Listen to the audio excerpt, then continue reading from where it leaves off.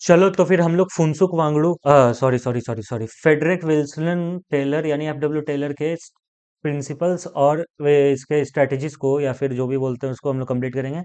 ये भी 1856 से लेकर 1915 तक थे। इनको फादर ऑफ साइंटिफिक मैनेजमेंट बोला जाता है। इस डब्बे में जो है वो आपके डेटा के याद रखने के लिए है। आप इसको पढ़ लेना। चलो मैं एक बार पढ़ देता हूँ। पैदा हुए थे 20 मार्च 1856 को। पूरे हो गए 21 मार्च 1915 को। एफडब्ल्यू टेलर के नाम से जाना जाता है। अमेरिकन मैकेनिकल इंजीनियर थे। इंडस्ट्रियल एफिशिएंसी की ओर काम करना चाहते थे। फादर ऑफ साइंटिफिक मैनेजमेंट बोला जाता है इनको। और ये one of the first management consultant भी बने।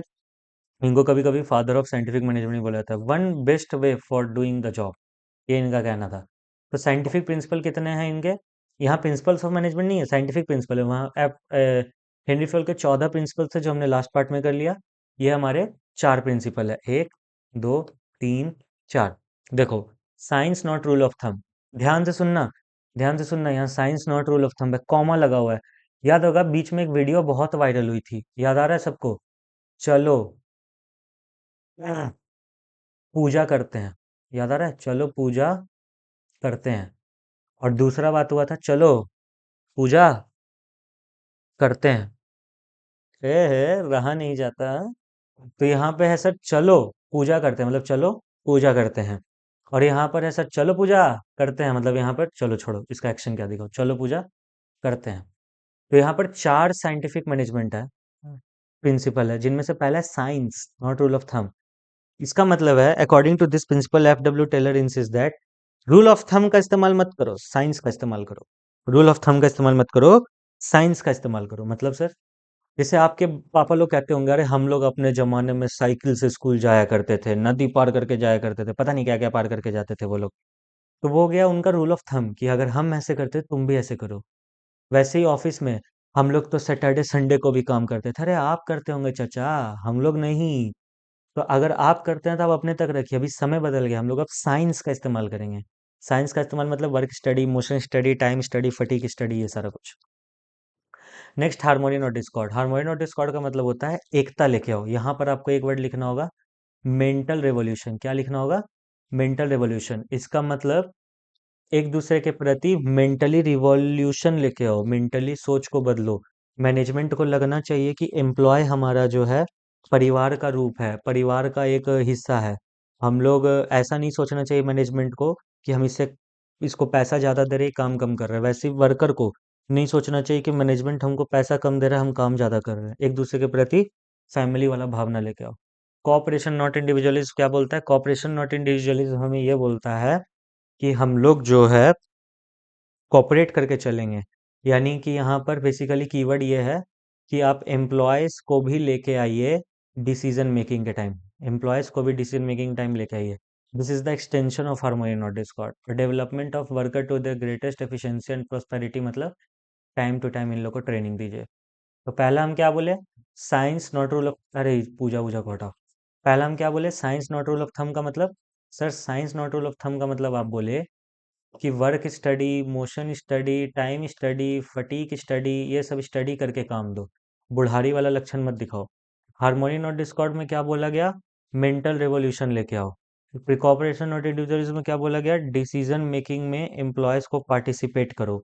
और इसमें क्या बोला गया? ट्रेनिंग पर्पसेस के लिए रखो, ट्रेनिंग दो। तो देखो यही सब कुछ लिखा है। हर एलिमेंट में साइंस का इस्तेमाल करो, एक बेस्ट मेथड को चुनो, मैनेजर को डिसीजन लेना चाहिए, ये वो दिस दैट। हायर और डिस्कॉर्ड में लिखा हुआ है कंपनी को वर्कर के साथ लाना चाहिए। देखो मेंटल रिवोल्यूशन कहीं ना कहीं होगा। पॉज करके पढ़ लियो बाबू सोना, इसको टाइम नहीं उतना हमारे पास। कॉपरेशन और इंडिविजुअल में एक्सटेंशन है। सजेशन लेके आओ, रिवार्ड करो एम्प्लॉय को, ओपन कम्युनिकेशन मतलब एक साथ बैठो, है ना। इक्वल डिवीजन, ये सारा कुछ आप कर सकते हो।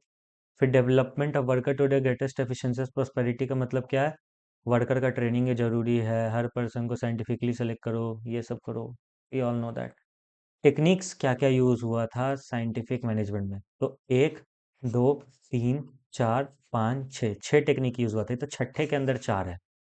तो आइए सबसे पहले फंक्शनल फॉरमैनशिप पे आते हैं। हम आपको स्टोरी बता देते हैं। फंक्शनल फॉरमैनशिप का मतलब ये था, बहुत तेज बोलूंगा, बहुत तेज ध्यान से सुनना।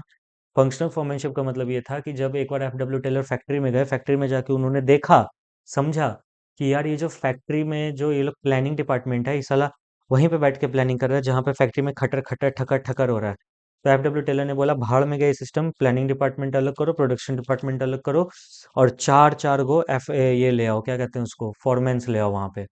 जैसे कि टेक्निक डेवलप हुआ था क्वालिटी ऑफ वर्क बढ़ाने के लिए, ताकि क्योंकि सिंगल सुपरवाइजर हर जगह पे एक्सपर्ट नहीं हो सकता है, हर एक फील्ड में उसका एक्सपर्टीज नहीं हो सकता है। ये टेक्निक को लाया गया एक्सपर्टीज को ध्यान में रखते हुए, स्कीम फंक्शनल फॉर्मेनशिप का लाया गया, क्योंकि सॉरी एक्सटेंशन की बात कर रहे हैं, स्पेशलाइजेशन का एक्सटेंशन है, क्योंकि यहाँ पर 8 एक्सपर्ट्स थे। इससे देखो फैक्ट्री मैनेजर ने प्लानिंग डिपार्टमेंट में भी बांट दिया, प्रोडक्शन डिपार्टमेंट में भी बांट दिया। पैन डिपार्टमेंट के अंदर root clerk, instruction card clerk, time cost clerk, disciplinarian रखा, और यहाँ gang boss, speed boss, repair boss और इंस्पेक्टर रखा। प्लानिंग डिपार्टमेंट के अंदर सर रूट क्लर्क, ये रूट ये वाला नहीं होगा, ROUT होगा। सर ये रूट क्लर्क क्या बोलता है? रूट क्लर्क बेसिकली यहाँ पर इस चीज़ के लिए है कि सीक्वेंस फिक्स करेगा कि कैसे काम करेंगे हम लोग। इंस्ट्रक्शन कार्ड क्लर्क क्या करेगा? जो भी कुछ प्लानिंग डिपार्टमेंट में हुआ है वो प्रोडक्शन डिपार्टमेंट को जाके समझाएगा। टाइम एंड कॉस्ट क्लर्क किस लिए रिस्पॉन्सिबल है? टाइम को फिक्स करने के लिए और कॉस्ट को कंप्लीट करने के लिए, जॉब को कंप्लीट करने के लिए कितने खर्च में होगा, वो कॉस्ट शीट बनाने के लिए भी रिस्पॉन्सिबल। डिसिप्लिनेरियन क्या करेगा कि सब अपने ढंग से काम कर रहा है या फिर नहीं। एक बार फिर से, रूट क्लर्क क्या करेगा? सीक्वेंस फिक्स करेगा। इंस्ट्रक्शन कार्ड क्लर्क क्या करेगा? सबको इंस्ट्रक्शन देगा। इन शॉर्ट, जो प्लानिंग डिपार्टमेंट में निकले हैं काम या कंक्लूजन्स, वो प्रोडक्शन डिपार्टमेंट तक पहुंचाएगा। टाइम क्लर्क क्या करेगा sir? Time and cost clerk time, starting time और कंप्लीशन टाइम फिक्स करेगा, प्लस कॉस्ट शीट भी बनाएगा, डिसिप्लिनेरियन देखेगा सब काम ढंग से हो रहा है कि नहीं। गैंग बॉस क्या करेगा सर? गैंग बॉस बेसिकली ये काम करेगा, फॉरमैन अंडर ऑपरेशनल हेड, यहाँ पर ये नहीं होगा, फॉरमैन अंडर ऑपरेशनल हेड।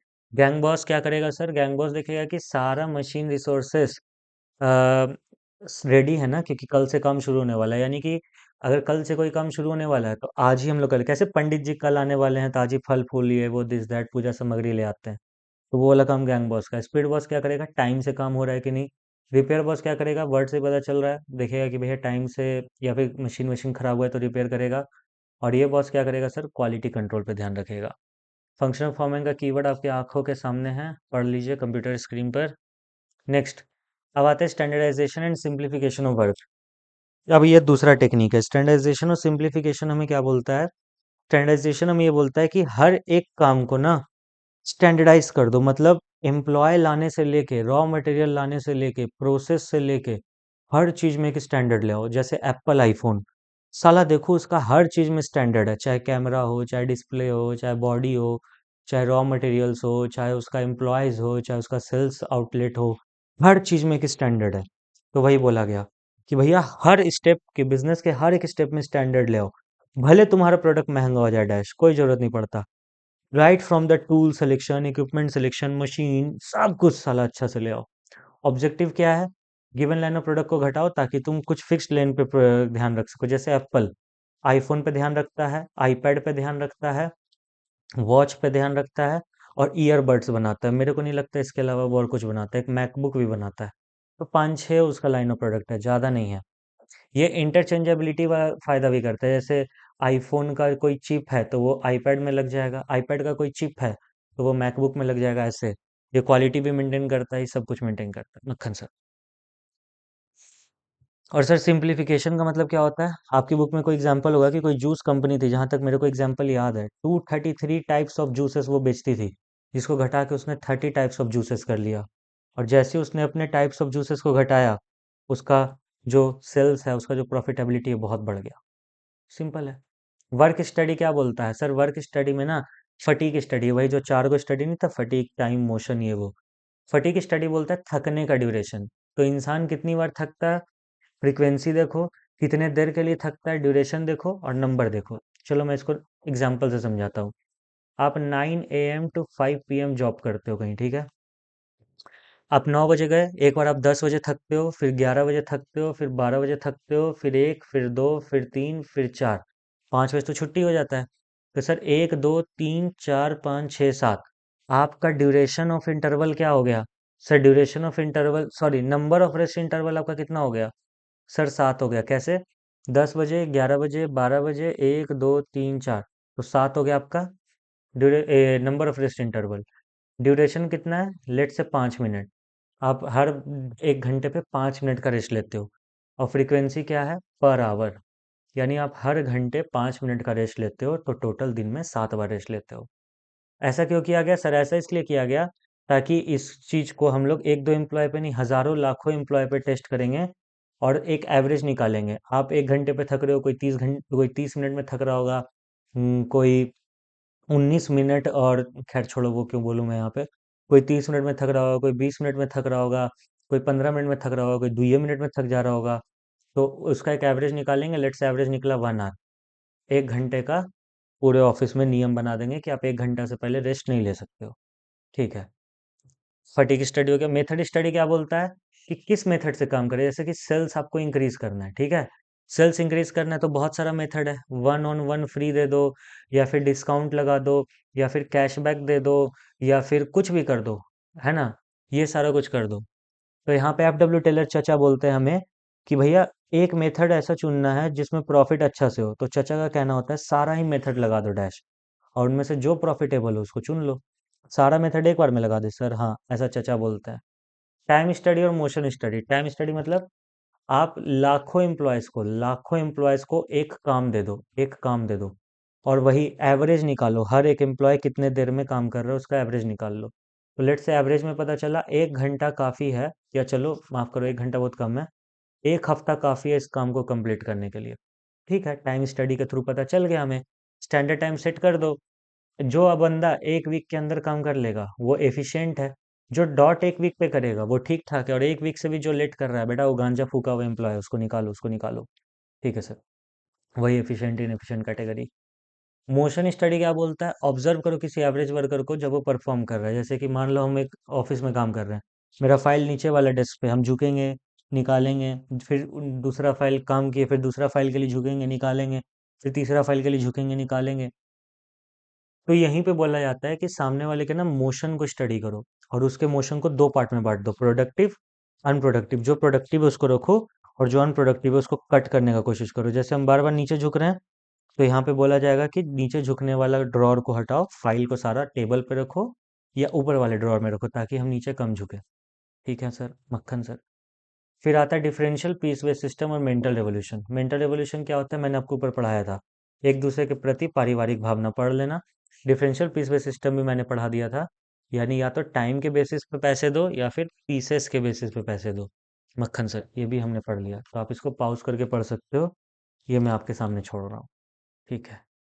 बाप रे बाप, advantages of scientific management please पढ़ लेना मेरे प्यारे प्यारे बाबू सोना, कुछ नहीं है। मॉडर्न टेक्निक पढ़ना है पढ़ो, नहीं पढ़ना है मत पढ़ो, किसी काम का नहीं है। सर एग्जाम में नहीं आता है क्या? एक बार पढ़ा दो, पढ़ लो, वैसे एग्जाम में नहीं आएगा। It was developed during second world war, ताकि डिप्लॉयमेंट ऑफ वार को अच्छा से रखा जा सके, ऑपरेशनल रिसर्च। लीन मैन्युफैक्चरिंग का मतलब होता है कि जो हमारा 7 प्रोडक्शन टेक्निक्स है, मतलब जो हमारा टेक्निक है वो 7 चीज़ों पर ध्यान दिया कि प्रोडक्शन करते टाइम इन 7 चीज़ों का वेस्टेज बचाना है। क्या? Time, transportation, processing, motion, inventory, scrap and menu manufacturing process. Kaizen का मतलब होता है चेंज फॉर बेटर, हमेशा अच्छे के लिए बदलो खुद को। सिक्स सिग्मा का मतलब होता है एफिशिएंसी बढ़ाना। और जस्ट इन टाइम का मतलब होता है इन्वेंट्री रखो ही मत, जब कोई कस्टमर आए तब बनाओ और बेचो। हेनरी फ्योल का डिफरेंस देख लो, अच्छा है, ये एग्जाम में आ सकता है, very very important. Sir Henry Fayol top level पे फोकस था, FW टेलर फैक्ट्री पे फोकस था।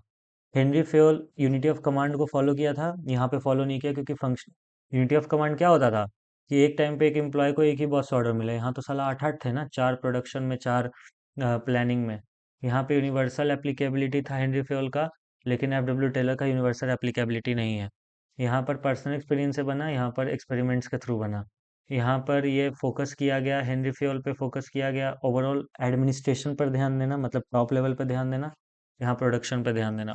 ये प्रैक्टिशनर था, ये साइंटिस्ट था, ये जनरल थ्योरी ऑफ एडमिनिस्ट्रेशन और साइंटिफिक मैनेजमेंट। इसी के साथ हमारा ये सारा कुछ खत्म होता है। मैंने ढेरों चैप्टर्स, मतलब अकाउंट्स, बीएसटी, इकोनॉमिक्स, तीनों के ही 11th 12th दोनों ही क्लासेस के मैंने रिवीजन सीरीज अपलोड कर रखे हैं चैप्टर वाइज। जिन लोगों को जाके देखना है उस चैप्टर जाके देखो। लाइक शेयर सब्सक्राइब मत भूलना, बस।